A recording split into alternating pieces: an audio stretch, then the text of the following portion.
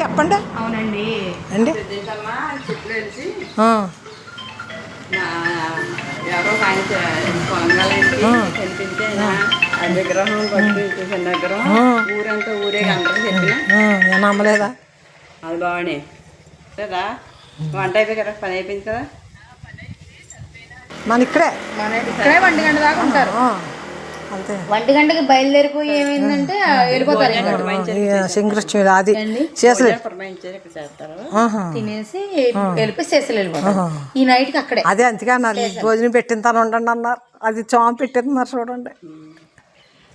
నన్ను అన్నారు ఇంటికాడ సేమ్ అమ్మలకి మన ఇంట్లో కుదరదు, పిల్ల సంటి పిల్ల అవును అవును అండి. చూడండి ఆ చెట్టు గురించి అండి.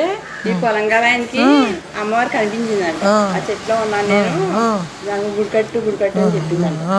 ఆయన ఏం చేశారంటే ఊరంతా విగ్రహం పెట్టుకుని ఊరంతా తిరిగి చేసి ఎప్పుడో కట్టించుకోలేదు. అప్పుడు ఇంత గుడి కట్టారు చిన్నది. ఊరికి చిన్న పందిరేసి ఇలా కడితే ఆ తర్వాత ఈ పొలం నాన్నగారు కోల్పోవాలని పొలం కోల్పోవాలండి. ఆ డాక్టర్ గారు కొనేసారు. కొన్నాక అప్పుడు ఈ స్థలం ఇచ్చేయండి అంటే మా నాన్నగారు కొంత స్థలం కూడా ఇవ్వండి అంటే చిన్నది ఎంత ఉండేది అంత చేశారు అంటే ఇచ్చారు. ఒకసారి పెద్దనం కనిపించిందండి నాకు. నరసింహం రాత్రి 8-9 అమ్మవారిలో వచ్చి తెల్ల బట్టలతో వచ్చి ఊళ్ళోకి ఎటు వెళ్ళాలని అడిగిందని. ఇటు వెళ్ళిపోండి అన్నారంట ఆదిష్టుని. ఎవరికి వెళ్ళాక కమాయమైపోయింది ఆదిష్టుని. అప్పటి నుంచి అమ్మవారి మీద మాకు బాగా నమ్మకం. అంతేనమ్మా.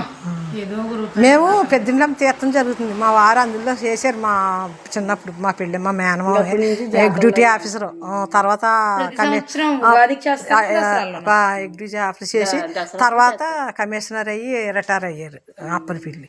ఆయన మా గుళ్ళన్నీ మాకు అలవాటు. పెద్దింట్లమ్మ మాకు బాగా ఇది కొల్లేరు కదా, కృష్ణా జిల్లాలో ఉన్నాం కొన్నాళ్ళు. అందుకు మళ్ళీ పెద్దింట్లమ్మ ఇష్టం.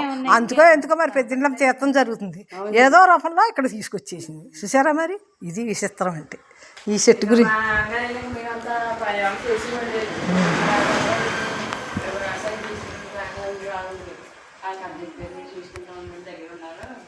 ఈ చెట్లో వెలిసిందన్నమాట అమ్మవారు. పంతులు ఎవరు ఉన్నారండి? మా నాన్నగారు కూడా ఎలుగురు గొలకంటాలు గుడి కట్టించారు. అన్నీ ఎకరం పొలం కొని గుళ్ళు అన్నీ కట్టించాక ఇప్పుడు గవర్నమెంట్ వాళ్ళు తీసుకున్నారు. ఇప్పుడు అంతా రాజకీయాలు కదా, చేస్తున్నారు అయిపోతాం. చాలా బాగున్నారు. కానీ పెద్ద విగ్రహం పెడదాం అనుకున్నారు. కానీ అప్పుడు అసలు ఫస్ట్ లో పెట్టిందే ఉంచుదాం అని మా నాన్న పట్టింది. ఊళ్ళో వాళ్ళందరూ పక్కన వాళ్ళందరూ పెద్ద పెడదాం మా ఇప్పుడు మా గొలపేరంటే చిన్నగా పసుపు మొఖంతో ఉండదు. మొన్న కొత్తగా గుడి పెద్ద చేశారు, విగ్రహం పెద్ద విగ్రహం చేశారు. నల్ల మొఖం అదే రాతి మొఖం పెట్టారు.